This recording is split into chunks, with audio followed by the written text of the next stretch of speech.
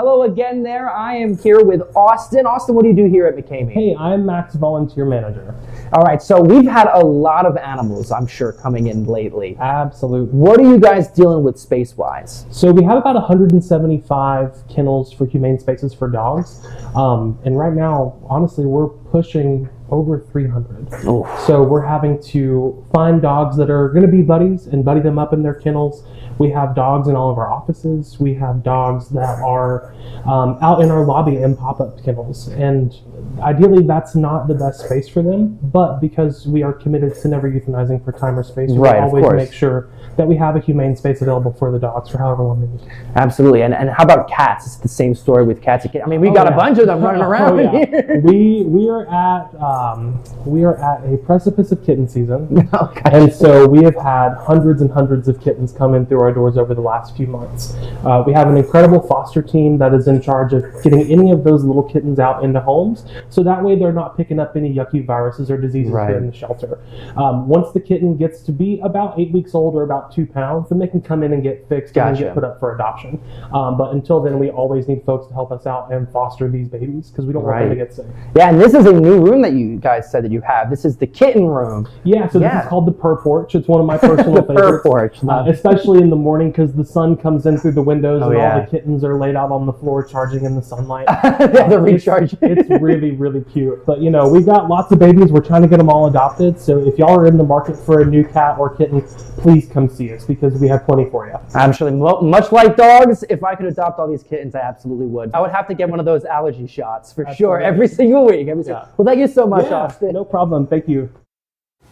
Brian, as interesting as that story was, I couldn't help but watch the cat that was on top of Austin that whole time, just kind of up in the window there.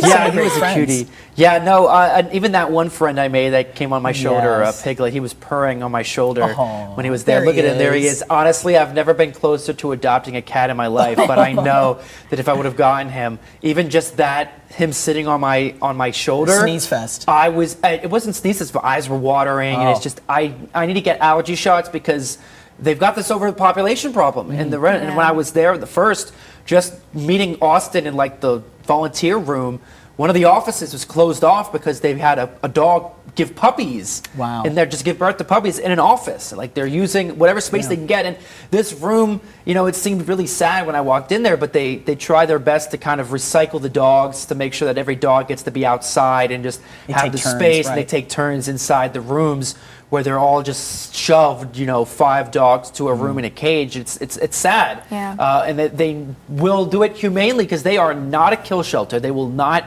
even think of that. So what we need people to come in and adopt. It's more of a dog problem, it seems, than a cat problem.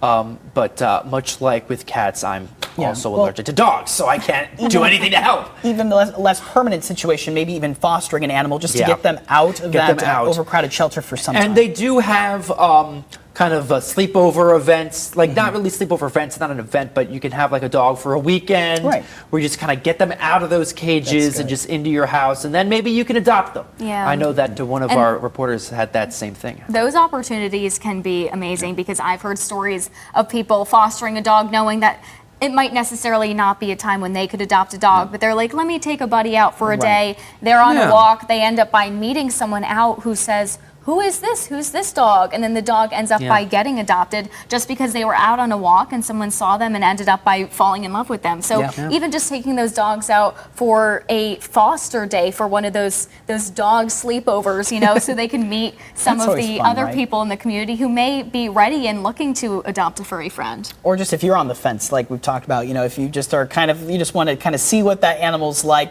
And I think a lot of animals just aren't quite themselves in those shelters, right? They really open up once they're away from that environment, so that's great as well. Gosh, Ryan, thank you for sharing that story.